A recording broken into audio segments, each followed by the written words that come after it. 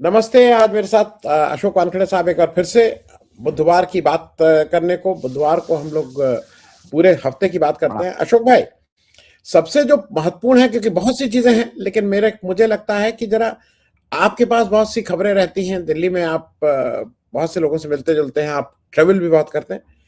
ये इजराइल का कुछ पता लगा कि मोदी जी क्यों जा रहे हैं? वो ना देश को कुछ बताते हैं हम क्यों जा रहे हैं। हालांकि जब समस्या आती, पिछली बार तो गए थे तो एप्स्टीन फाइल से पता लगा कि वो एप्स्टीन ने कहा था कि must go and dance and sing to the song of to the tune of Trump. तो इस बार क्यों जा रहे हैं? मतलब कहीं कोई एजेंडा नहीं, कुछ बताया भी नहीं गया कि भाई एक होता है किस लिए जा रहे हैं। भागे दो भागे बातें जा रहे यार हैं।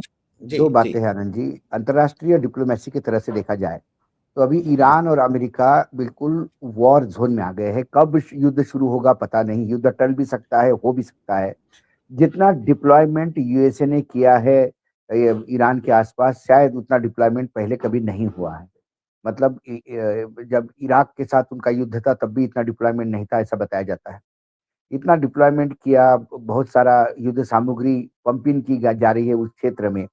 और दूसरी तरफ से ईरान लगातार इस बात पे अड़ा हुआ है कि चाहे कुछ भी हो जाए, जो उनकी अमेरिका की डिमांड है उसके सामने हम किसी हालत में नहीं झुकेंगे। जब ये स्थिति ऐसी चल रही है, ऐसे में ये बात तय है कि इजराइल और America is hand in glove, मतलब दोनों साथ में है।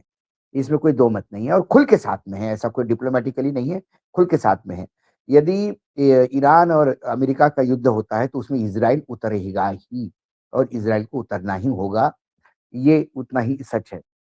ऐसे समय हम यदि इजराइल जाते हैं, वहां जाके कुछ एग्रीमेंट करते हैं और वहां जाकर करते हैं, तो कहीं ना कहीं क्या हम भी अमेरिका, इजराइल, भारत एक क्या नया एक्सेस बन रहा है? क्या हम ईरान के खिलाफ हमारी पोजीशन ले रहे हैं? ये इंडिकेशन जाते हैं। ऐसे टाइम पे ऐसे डिप्लोमेटिक विजिट मना करते हैं जनरली। हमारे यहाँ जो स्टैंडिंग कमेटी है अंतर्राष्ट्रीय मामलों की, विदेश मंत्रालय की, उस स्टैंडिंग कमेटी ने भी ये ऑब्जेक्शन उठाया कि आप क्यों जाना नहीं चाहिए भाई ऐसे टाइम पे। हम तो दूर से वॉच, क्योंकि हमारे इजराइल से संबंध है, हमारे ईरान से संबंध है। देखिए, ईरान हमारा वो दोस्त रहा है जिसने अमेरिका के खिलाफ जाकर, सबके खिलाफ जाकर, पाकिस्तान के खिलाफ जाकर यूनाइटेड नेशंस में हमारा साथ दिया जम्मू कश्मीर के मामले में। लेकिन जब ईरान अमेरिका के कब्जे में था, शाह का राज था, तब अमेरिका, जब पाकिस्तान और भारत का युद्ध हुआ तो इसी ईरान ने पाकिस्तान को लॉजिस्टिक मदद भी की थी। तो वर्तमान रिजिम जो है, ये उस देश में वो रिजिम क्या कर रही है वो बात अलग है डिस्कशन की। लेकिन वर्तमान में जो वहां सत्ता में लोग हैं, वो भारत के लिए अनुकूल है अंतरराष्ट्रीय स्तर पर। ईरान से हम तेल भी सप्लाई कर रहे थे। ईरान से हमारा एक जो चारबाग जो पोर्ट है वहां पे, वो पोर्ट भी ईरान का हमारे लिए बहुत महत्वपूर्ण है। और ये लॉजिस्टिकली हम कई वे अहेड हैं। हालांकि हमारे यहाँ स्टैंडिंग कमेटी ने फिर उस पर भी सवाल उठाया कि भाई आपने इसमें फंडिंग वंडिंग का कुछ प्रोविजन नहीं रखा। तो भारत सरकार ने लिपापोती करते हुए बोल दिया कि हमने वो $120 बिलियन का फंडिंग था, वो पूरा हो गया, अब हमारा फंडिंग नहीं करना है। लेकिन ये नहीं बताते हैं कि हमने उसके डायरेक्टर क्यों हटा दिए बोर्ड से। हम ये नहीं बताते कि वेबसाइट से वो गायब क्यों है। हम ये नहीं बताते कि वहां से हमने लोगों को वापस क्यों बुलाया है। ये कई चीजें हैं जो आधा सच आधा, मतलब ये सरकार कई चीजें छुपाने का काम करती है। मुझे ये नहीं समझ में आता है, देश से छुपा के क्या करोगे? देश से खुल के बोलो। देश देश आपका ही है और आपने देश को सत्ता में बिठाया है, तो देश को तो विश्वास में लेना चाहिए। ऐसे में इजराइल जाते हैं, ऐसा कोई अभी इमरजेंसी मामला भी नहीं था कि भाई हमारा बहुत कोई मसला अटका हुआ है इजराइल से। इजराइल पहले भी हम गए हैं, मतलब इजराइल से लगातार टाई है ही हमारे। तो कुल मिलाकर, क्या ट्रेड डील, क्या एप्स्टीन फाइल, क्या इसके डर से फिर इजराइल के पास गुहार लगाने गए हैं? क्योंकि एप्स्टीन फाइल के पहले जो रिलीज हुआ उसमें इतना तो समझ में आ गया है कि अमेरिका, खासकर व्हाइट हाउस के साथ अनकंफर्टेबल थे प्रधानमंत्री नरेंद्र मोदी जी। फिर एप्स्टीन के द्वारा ही वो जुगाड़ कर रहे थे कि कुछ व्हाइट हाउस में उनकी सुनवाई हो। तब उनको ये बताया गया कि आप इजराइल को खुश करोगे तो व्हाइट हाउस की चाबी वही है। तो ये तुरंत इजराइल गए व्हाइट हाउस की। तो उसके बाद उन्होंने कहा कि व्हाइट हाउस की चाबी भी खुल गई, ये सारी बातें हुई। ये उतना ही सच है जितना बाकी लोगों के, अनिल अंबानी के मामले में सच है, जितना पुरी के मामले में सच है। लेकिन हमारे विदेश मंत्रालय ने सबसे बड़ी गलती की। कई बार मुझे आनंद जी ये लगता है कि आईएफएस सर्विस में जो लोग होते हैं, वो तो हमारे देश का क्रीम माना जाता है, इंडियन फॉरेन सर्विस को। उनका भी दिमाग में क्या गोबर भरा हुआ है। आपने एक प्रेस रिलीज दे दिया और इतना वाहियात प्रेस रिलीज दे दिया कि भाई जो अभी खबरें छपी है इप्स्टीन फाइल को लेके, उसमें कोई तथ्य नहीं है। प्रधानमंत्री इजराइल गए, इतना तो पक्का है उस रिपोर्ट के मुताबिक। लेकिन जो आदमी क्रिमिनल हो, जो आदमी व्यभिचारी हो, ऐसे आदमी पे विश्वास कैसे रखा जाता है? तो भाई ऐसा आदमी यदि व्यभिचारी हो, तो उस आदमी के पास अनिल अंबानी क्या करता है? वो आदमी यदि व्यभिचारी हो, तो उस आदमी के साथ अपनी टेलीपैथी है ऐसा बोलने वाला आदमी आपके कैबिनेट में क्या कर रहा है? उस आदमी के असिस्टेंट को आप कैबिनेट मंत्री किसी ओहदे पे नहीं था, तब रिटायर्ड हो गया था, उसके बावजूद आईएफएस ऑफिसर के तौर पर रिटायर्ड हो गया था, उसके बावजूद पूरी ताकत के साथ उसको मदद कर रहा था, उसका वीजा उसके आदमी को दिलवा रहा था। ये दलाली वो क्यों कर रहा था एप्स्टीन की? कई चीजें सामने आई हैं कि इनकी बेटी किसी कंपनी में है, उसका फंडिंग, कई चीजें हैं जो अभी इन्वेस्टिगेशन में चल रही है और एप्स्टीन फाइल की बहुत सारी चीजें बाहर आई। तो क्या इस अनकंफर्टेबल से बचने के लिए डायरेक्ट अमेरिका से बात करने के बजाय फिर इजराइल का रूट अपनाया है? इसके लिए प्रधानमंत्री गए हैं। ये कई सवाल लोगों के सामने है, जब तक प्रधानमंत्री ये नहीं बताए कि जाना क्यों जरूरी था। प्रधानमंत्री जा सकते, किसी भी देश में जा सकते हैं, न्योता आया चला जाता है आदमी। लेकिन फिर अंतर्राष्ट्रीय स्तर पे देखता है कि यार वहां झगड़े चल रहे हैं ईरान और दूसरी वो बात है कि वो नरेंद्र मोदी जी वो मात्र कोई चाय बेचने वाले गुजराती नहीं है, वो देश के प्रधानमंत्री है। अभी प्रधानमंत्री की सुरक्षा को लेकर देश चिंतित होता है। ईरान इराक मतलब ईरान का और अमेरिका का वॉर कभी भी शुरू हो जाता है, इसराइल उसमें पार्ट है। ऐसे में उस वॉर प्रोन जो एरिया है उसमें प्रधानमंत्री को अभी जाने की इतनी जरूरत क्या पड़ी? और ऐसे कौन से एग्रीमेंट थे? वो तो आप किसी को भी, कोई राजनाथ सिंह को भेज सकते थे, आप कहीं और भेज सकते थे। कई चीजें हैं जो हम देखते हैं कि बड़ा मामला गड़बड़ है और गड़बड़ कहीं ना कहीं सवाल उठते हैं क्योंकि क्लियरिटी नहीं है। गवर्नमेंट बताना नहीं चाहती। क्यों नहीं बताना चाहती ये समझ में नहीं आता मुझे। ये पहली बार 2014 के बाद बताया कि गवर्नमेंट सीक्रेसी रखती है। अरे हमारे प्रधानमंत्री की डिग्री क्या है, इसके भी यदि सिक्योरिटी का मामला हो जाए और ये भी एक निजी मामला हो जाए तो कैसा हो सकता है? प्रधानमंत्री तो भाई पब्लिक फिगर है और उस यूनिवर्सिटी को गर्व करना चाहिए कि मेरे यहाँ का विद्यार्थी प्रधानमंत्री बना है। लेकिन मार्कशीट फर्जी हो और यूनिवर्सिटी की औकात नहीं है बोलने की ये फर्जी है, इसलिए वो बताना नहीं चाहती और पूछने वालों को जेल भेजती है। क्यों पूछा तुमने? प्रधानमंत्री की डिग्री पूछना थोड़ी कोई बड़ा अपराध हो गया इस देश में। जी जी जी। और सरकार आपके घर में क्या खाते हैं, क्या पढ़ते हैं, आपके फ्रिज में क्या है, ये सब देख सकती है। और ये पूरा देश प्रधानमंत्री की डिग्री नहीं पूछ सकता। तो कई चीजें छुपी हुई, और जब कोई आप छुपा लेते हैं चीज तो सवालों को जन्म देती है। तो जो सवाल मैंने उठाए, हो सकता है किसी और काम से गए हो, जरूरी नहीं कि एप्स्टीन से ही बचने के लिए गए हो या कुछ और काम से गए हो। लेकिन जब आप जवाब नहीं दोगे तो सवाल तो आएंगे। अब ये सवाल फिर लोग मानने लगते हैं कि बताते नहीं, इसका मतलब एप्स्टीन से बचने के लिए गए हैं कि भाई और रोको, कुछ आ रहा होगा तो रोक लो, हाथ पैर जोड़ते हैं। अच्छा, ये बात सुब्रमण्यम स्वामी पहले से करते आ रहे हैं।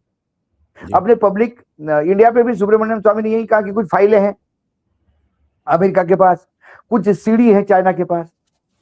अब चलो आप उनको सीरियसली ना लें, लेकिन अब इस पूरे बैकग्राउंड पे, इस कैनवास पे, तो फिर सुब्रमण्यम स्वामी भी बहुत सीरियस लगने लगते हैं जी।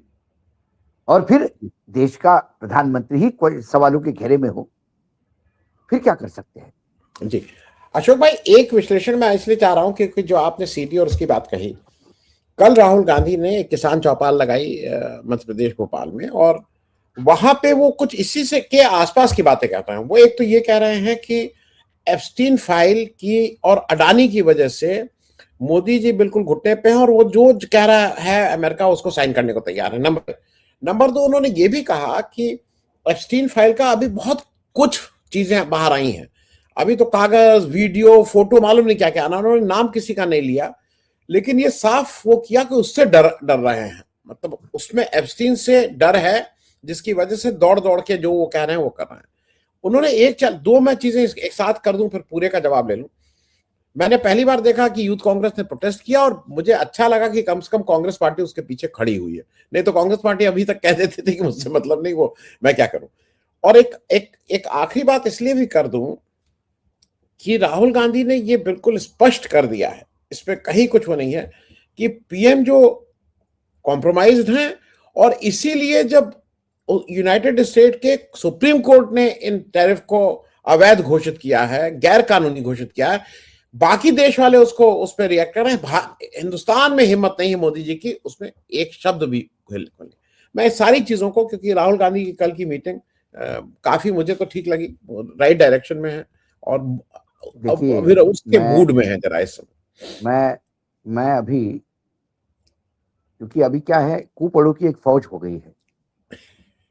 जैसा मैं कहता हूँ कि भाई गुजरात यूनिवर्सिटी ने डिग्री दी तो क्या सोच के दी होगी, वैसे ही कई बार मुझे लगता है कि चार्टर्ड अकाउंटेंट एसोसिएशन है, जो संस्था है, उसने किस बिना पे पीयूष गोयल को चार्टर्ड अकाउंटेंट बनाया, ये भी मुझे, मैं पीयूष गोयल का एक वक्तव्य सुन रहा था कि टेलीविजन चैनल पे जो तय होता है कि इतने परसेंट का ग्रोथ है, इतने परसेंट, आंकड़ों पे मत जाइए।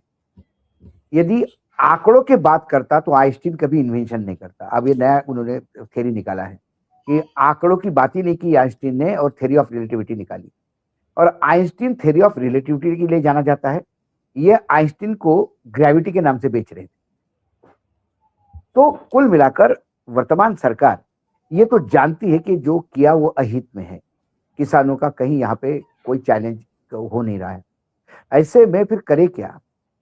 आप जवाबदेही तो आपकी सोयाबीन पे पर आप जवाब नहीं है, कॉटन के ऊपर जवाब नहीं है, मक्के के ऊपर जवाब नहीं है, एथेनॉल के ऊपर जवाब नहीं है, ट्री नट्स पे ऊपर जवाब नहीं है। जब आपके पास जवाब ही नहीं है तो आप क्या करोगे?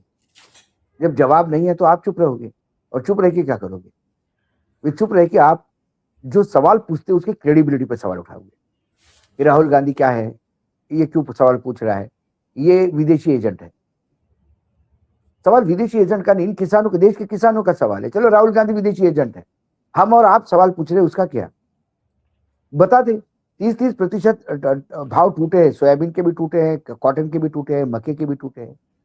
मक्का तो आधा हो गया, मतलब 2400 रुपए मक्के की एमएसपी है और 1100 रुपए में बिक रहा है।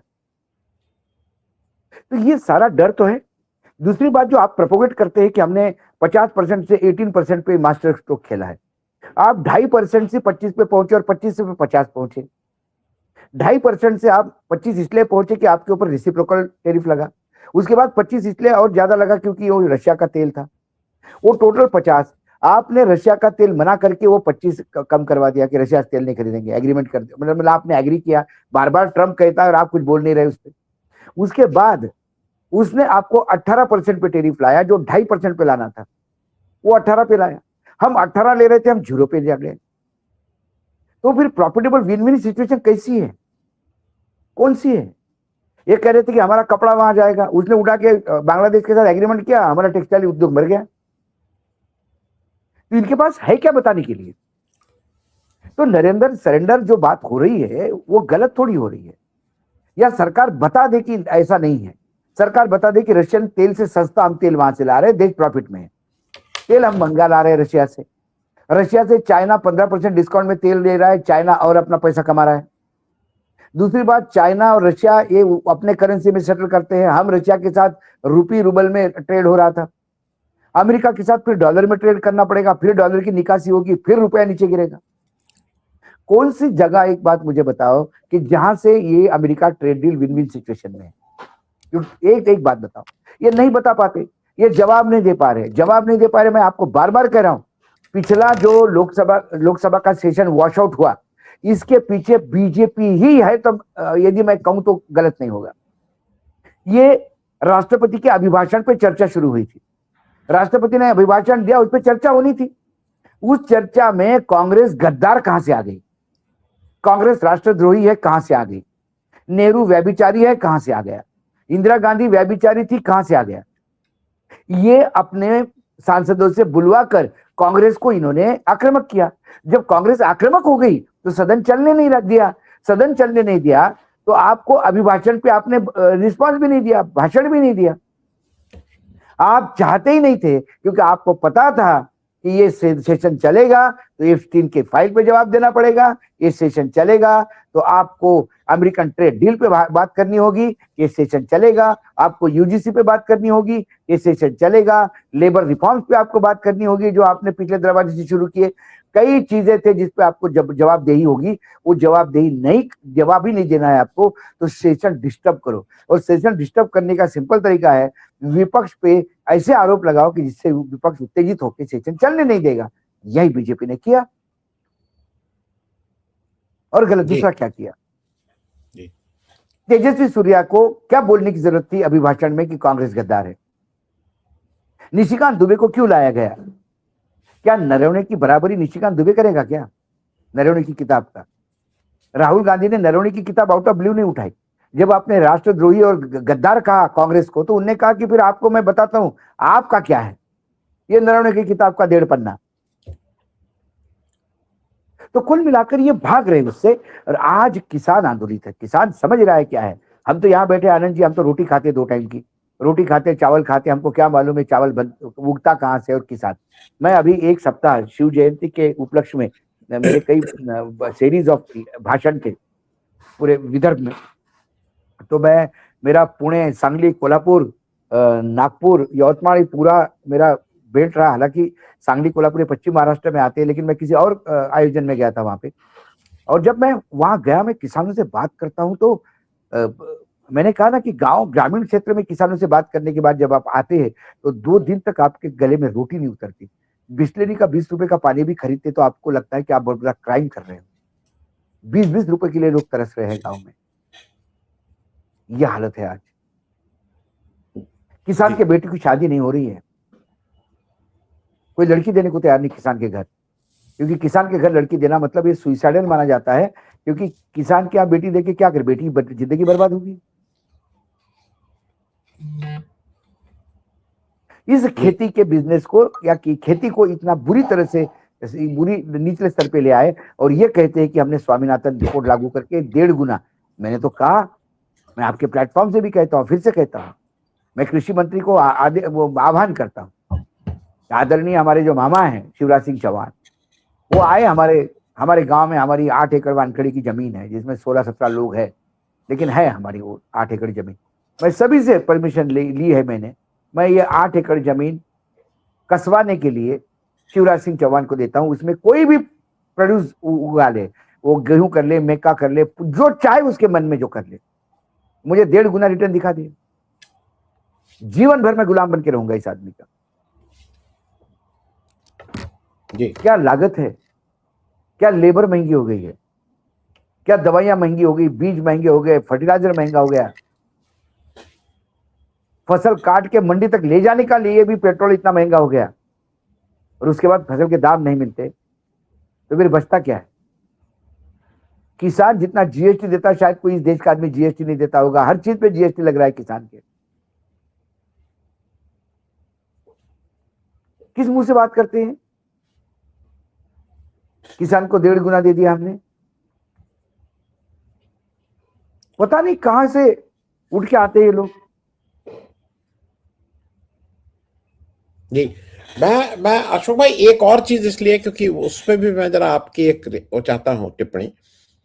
यूथ कांग्रेस ने अगर एआई वाले उसमें जाके एक प्रदर्शन किया जिसमें उन्होंने शर्ट उतारी, उसमें कुछ लोग बनियान पहने थे, कुछ नहीं पहने थे, उसको लेके जो प्रधानमंत्री की टिप्पणी की कांग्रेस तो नंगी ही है और नंगे लोग हैं, और इस पे इतना हल्ला मचा रहे हैं, मुझे नहीं लगता है कि उसमें इतना था। और मेरे ख्याल में तो ये ठीक ही किया भाई, विरोध करना अगर एक आपके हिसाब से बहुत अच्छा काम हुआ कि कोई एक ग्रुप ऑफ पीपल को लगता है कि काम ठीक नहीं हुआ तो उन्होंने ऐसा विरोध किया, इसमें इतनी हाय तौबा क्यों?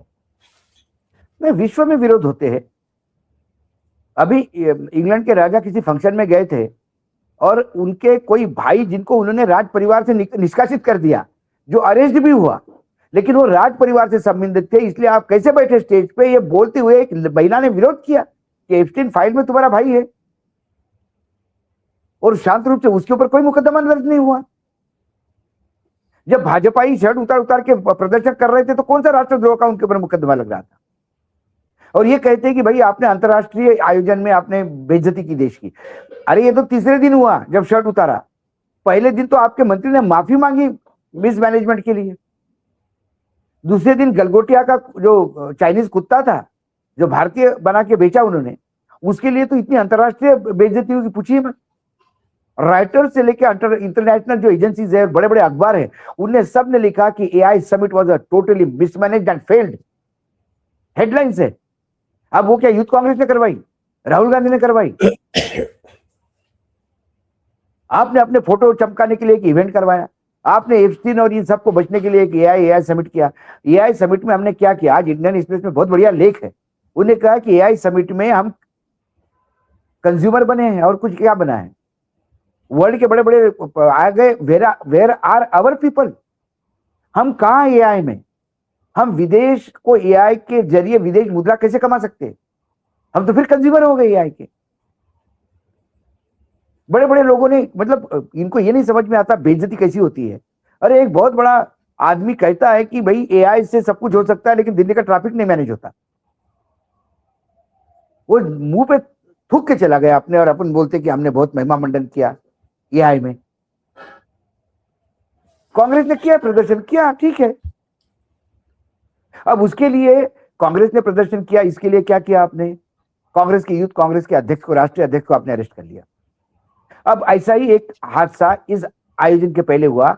एक राजस्थान के लड़के ने वीडियो पोस्ट किया कि मैं राहुल गांधी को गोली मारूंगा घर में घुस के, और 25 सांसदों को मारूंगा। वो बीजेपी का लड़का है, बीजेपी का कार्यकर्ता है। वो जो हमारे स्पीकर है, स्पीकर के बहुत नजदीकी कार्यकर्ता है, उसके फोटो है सैकड़ों स्पीकर के घर, स्पीकर के साथ, ओम बिरला जी के साथ। तो उस अनुशंसा से तो लीडर ऑफ अपोजिशन के हत्या का कट, ये बहुत बड़ा राष्ट्रद्रोही काम है। उस हिसाब से नवीन नितिन को तुरंत अरेस्ट कर लेना चाहिए, क्योंकि उनका कार्यकर्ता है। राष्ट्रीय अध्यक्ष को अरेस्ट करना चाहिए, आपने किया? नहीं किया। बस उस लड़के को अरेस्ट किया, एक बहुत ही छिचोरी धाराएं लगाई उसके ऊपर। मतलब राहुल, एक लीडर ऑफ अपोजिशन की हत्या का कोई बात वीडियो रिलीज करता है, उसके बाद उस पर एक कार्रवाई होती है, और शर्ट टी शर्ट उतारने पे आप राष्ट्रीय अध्यक्ष को उठा के ले जाते हो। ये बीजेपी ने गलत रास्ते, दरवाजे ओपन कर रहा है। कभी ना कभी तो ऐसा नहीं कि बीजेपी जिंदगी भर की सत्ता में रहेगी, जब विपक्ष में चली जाएगी कि उनके साथ भी सत्ता पक्ष, कोई भी सत्ता में हो, ऐसा ही करेगा, तब ये विधवा विलाप करेंगे, हमारे साथ ऐसा हो रहा है, हमारे साथ ऐसा हो रहा है।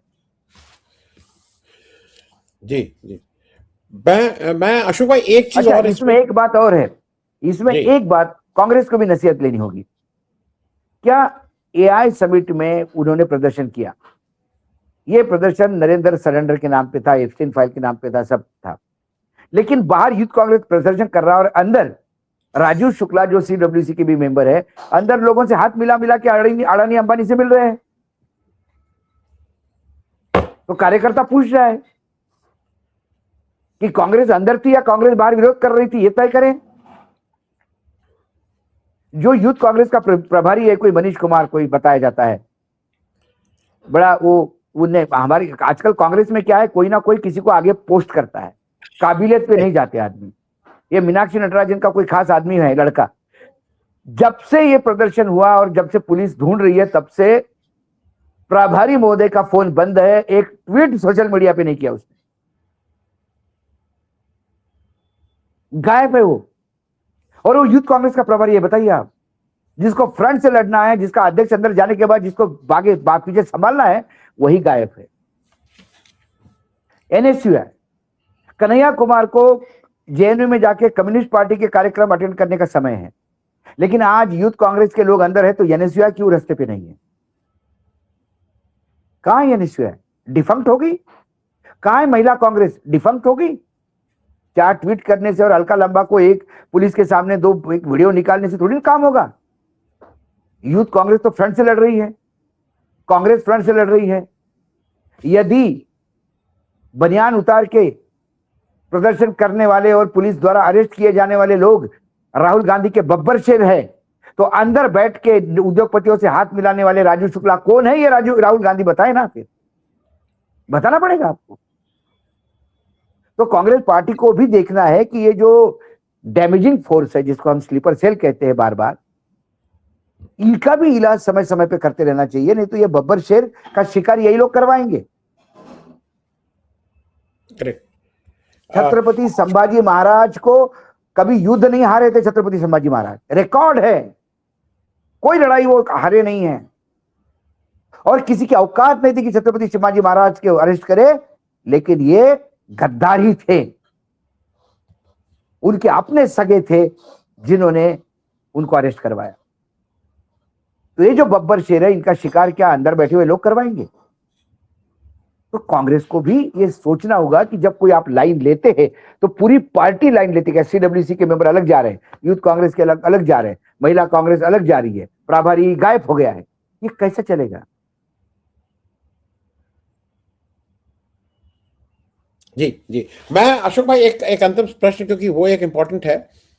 ये सुप्रीम कोर्ट इतने दिन से सुन रहा है, अब वो अजीब सा एक बंगाल में कुछ दिया है उसने कि भाई अगर एसआईआर में इतने ऑब्जेक्शंस हैं तो उसके लिए बगल के आप उड़ीसा और झारखंड के जुडिशियल अफसर्स को ले लीजिए, कुछ इस तरह की बातें कर रहा है। दूसरी तरफ मैं उस पर भी, क्योंकि दोनों को एक साथ मिला दीजिएगा, 2024 में केरल की विधानसभा ने सर्वसम्मति से अपना केरल का केरलम नाम करने के लिए भेजा था, जो मोदी जी ने कल उसको कैबिनेट से अप्रूव कराया, अभी तो टाइम लगेगा। ममता ये कह रही है, ममता बनर्जी, की भाई हम भी बहुत दिनों से कह रहे हैं कि इसका नाम बंगला करो, इसका नाम वेस्ट बंगाल, पश्चिम बंगाल से हटा के। ये सारी चीजों में बंगाल इलेक्शन में इस समय तो मतलब आज फिर वो गए हैं, सीमांचल में गए हैं आज से अमित शाह जी, लेकिन अभी ये जो एसआईआर का मामला है, सुप्रीम कोर्ट क्लैरिटी के साथ कुछ बोल ही नहीं रहा है, वो और जलेबी बना रहा है। सुप्रीम कोर्ट सर्वोच्च, मैं क्लियर कट बोलता हूं, चाहे जो मेरा वक्तव्य है, मैं फिर एक बात कहूं, ये अशोक वानखड़े का व्यक्तिगत वक्तव्य है, इसमें पब्लिक इंडिया का कोई लेना देना नहीं, ना आनंद वर्धन जी का देना देना। उन्होंने एक सिंपल सवाल पूछा जिससे मैं वर्तमान में सर्वोच्च न्यायालय क्या इंडिपेंडेंटली काम कर रहा है, पहला सवाल यह है मेरे मन में। दूसरा, चुनाव आयोग को बचाने की एक्सरसाइज है ये जुडिशियली अधिकारी भेजने की। यदि जुडिशियली अधिकारियों की जरूरत पड़ रही है, इसका मतलब चुनाव आयोग का काम गलत है, चुनाव आयोग फेल हुआ है, चुनाव आयोग ने गलतियां की है। क्या उसके लिए चुनाव आयोग को कोई पेनलाइज किया जा रहा है कि खुला सांड छोड़ा जा रहा है? बड़ा अजीब है सुप्रीम कोर्ट हमारा। चुनाव खत्म होने के बाद यदि कोई चला जाता है कोर्ट में कि साहब चुनाव में बहुत गलत काम हुए, चलते चुनाव में पैसे बांटे गए, चलते चुनाव में पैसे बांटे गए, और ये आचार संहिता की धज्जियां उड़ाई गई है, 2.5 लाख लोग जोड़े गए साथ में, वो ये कर दिया वो कर दिया। सारी जब बातें हो जाती है तो सर्वोच्च न्यायालय कहते हैं कि चुप रहो, चुनाव हारते हो और उसके बाद आते हो, चले जाओ, कुछ नहीं हुआ, सब सही था, वापस चले जाते हैं। आसाम में चुनाव के पहले आ जाते हैं कि माए बाप वो वीडियो लाता है, बताओ मुसलमानों पे बंदूक तानता है, ये चुनाव के पहले क्या हो रहा है, इसको रोका नहीं जाएगा तो संविधान के पोजीशन पे वो आदमी है। तो सर्वोच्च न्यायालय कहता है कि चुनाव के पहले कोर्ट में आके हंगामा करना आपकी आदत हो चुकी है, आप कोर्ट को चुनावी अखाड़ा बनाते हैं, चुनाव के बाद नहीं जा सकते, चुनाव के पहले नहीं जा सकते। नीतीश कुमार 10,000 रुपए दे तो ठीक है, स्टैलिन पैसे बांटे तो गलत है। तो सर्वोच्च न्यायालय ने तो बाहर बोर्ड लगा देना चाहिए, विरोधी मतलब सत्ता पक्ष को छोड़ के कोई भी आदमी सुप्रीम कोर्ट ना आए, आओगे तो और बेइज्जत होके जाओगे। बेइज्जत होने के लिए सुप्रीम कोर्ट आइए, न्याय पाने के लिए नहीं। क्या ये बोर्ड लगना चाहिए? कुल मिलाकर ममता दीदी किसी हालत में इनको चुनाव जीतने नहीं दे रही है। इनका चुनाव जीतने का जो टूल किट है चुनाव आयोग, उसको ममता दीदी ने, जिसको बोलते हैं ना होल्डिंग बाय द हॉर्न्स, उसको पकड़ लिया है। और वो छटपटाहट है क्योंकि हर जगह दीदी इनको चोरी पकड़ रही है। काश बाकी विपक्ष के दलों ने ऐसा ही किया होता तो बात ही अलग थी, लेकिन कहीं ना कहीं कमजोर पड़ रहे हैं। दूसरी बात, चुनाव आयोग का आप टूलकिट करके जब उपयोग करते हो, वो वही हो सकता है सक्सेस जहां डबल इंजन की सरकार है, क्योंकि अधिकारियों के बगैर यह टूलकिट काम नहीं करता। और ममता बनर्जी की सरकार वहां होने की वजह से यह टूलकिट इतना इफेक्टिव नहीं है, इसीलिए मतदाताओं से नाम हटाओ, ये करो वो करो, वो दीदी भी उतनी हटकी हुई है। जी जी, तो चुनाव ये जो आदेश है वो चुनाव आए, इस आदेश में यदि मैं सही समझूं यदि आपको पास वाले राज्यों के जुडिशियल अधिकारी मंगाने पड़ रहे हैं, इसका मतलब चुनाव आयोग ने गड़बड़ी की है। So what is the penalty for चुनाव आयोग? कि वो किसी को भी सिंग मारते रहेगा और आप मलहम लगाते रहोगे, अच्छा इसकी दवाई करवा दो, लेकिन उस सिंग मारने वाले सांड को कब पकड़ोगे? सवाल ये है। मैं अशोक भाई खत्म करूं उससे पहले बस एक ये सूचना है, इस पे कोई आपकी टिप्पणी भी नहीं चाहूंगा, बस दर्शकों को बता दूं, क्योंकि आप सैनिक स्कूल से हैं इसलिए आपको थोड़ा एक सूचना मैं बस दे दूं। नरवाने साहब की किताब जो मैंने बताया था कि रास्ते में पढ़ी मिल गई थी मुझे, तो मैंने उसको एक सांस में वहीं बैठ के पढ़ डाला, और मालूम नहीं कैसे किसी ने सड़क पे ऐसी दिख गई थी मुझे। उसमें एक बड़ा इंटरेस्टिंग चीज है, नरवाने साहब जब चीफ ऑफ आर्मी स्टाफ बनते हैं 31 दिसंबर या 1 जनवरी 2020 में, तो वो जो प्रोटोकॉल होता है उसके अनुसार वो लिखते हैं, और इन्होंने ये खुद लिखा है कि मैं प्रेसिडेंट से मिला, वाइस प्रेसिडेंट से मिला, स्पीकर से मिला, होम मिनिस्टर से मिला, रक्षा मंत्री से मिला, और फिर वो लिखते हैं कि मैं प्रधानमंत्री से भी मिलने गया। वो ये भी लिखते हैं कि प्रधानमंत्री से जब मैं मिलने गया तो मेरी पत्नी किसी जगह बिजी थी तो वो नहीं गई। और फिर वो लिखते हैं कि 2 दिन बाद जब आर्मी डे परेड में पहले किसी उसमें जब मोदी जी मिले तो मोदी जी ने इनकी पत्नी से कहा कि आप मेरे घर दावत पे नहीं आई थी। मेरा सिर्फ सूचना है, मेरा कोई इस पे वो नहीं है, मैं सिर्फ इतना बता दूं अशोक भाई, मेरे घर में भी फौज के लोग, आपके यहाँ फौजी अगर कहीं जाता है और अगर प्रोटोकॉल कहता है कि वाइफ के साथ जाना है तो वो वाइफ के साथ जाएगा, और खास करके देश के सर्वोच्च पद पे बैठा हुआ, क्यों नहीं ले गए, कहाँ व्यस्त थी, ये मुझे नहीं मालूम, लेकिन इससे अपने अपने कंक्लूजन लोग ड्रॉ कर लें कि इस देश के सर्वोच्च पद पे बैठे लोग, no comment and at times no comment is also a comment. बहुत बहुत शुक्रिया, thank you so much Ashok भाई बातचीत करने के लिए।